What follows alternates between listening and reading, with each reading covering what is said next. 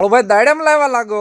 એલા રામ રામ ને સીતારામ ડાયરા ને માતાજી હોના હારાવાના કરે ભાઈ દાડમ જ છે સફરજન નથી પણ દાડમ લાવવાનું કારણ મિત્રો આજ એક ભાઈનો બર્થડે હતો સુરતથી સંકેતભાઈનો બરોબર તો એમની ઈચ્છા હતી કે કાળુભાઈ આજે મારા બર્થડેના દિવસે તમારી જીવદયા ઢૂંઢસરના સ્થળ ઉપર પક્ષીઓને કંઈક સણ નાખજો બરોબર તો આપણે એમના બર્થડે નિમિત્તે સરસ મજાના દાડમ લાવ્યા છે તમે કહેતા છો કાળુભાઈ દાડમ થોડા ખાય તો મિત્રો આપણે કબૂતરને દરરોજ આપણે ઝાડ છે ઓલા મગ છે એવું બધું નાખતા હોય છે તો પક્ષીઓમાં છે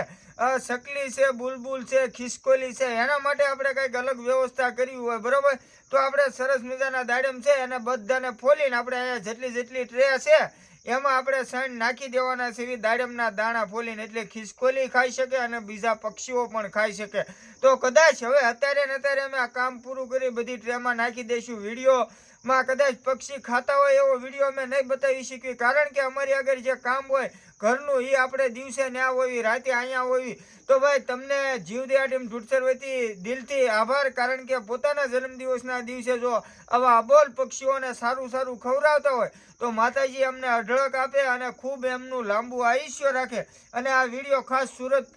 પોગાડી દેજો જેથી કરીને સંકેતભાઈને ખ્યાલ આવે કે નાના એમના જન્મદિવસના દિવસે રાત્રિના સમયે સણ નખાઈ ગઈ છે તો અમારું જય બજરંગી ફેસબુક પેજ તેમજ ઇન્સ્ટાગ્રામ આઈડી આપણી જીવદયા ટીમ ઢૂંઢસર મોજ આવે તો ફોલો બોલો કરી દેજો બાકી એવું બાકા જીકી બોલે ને બધા દાણા કાઢી નાખવાના છે।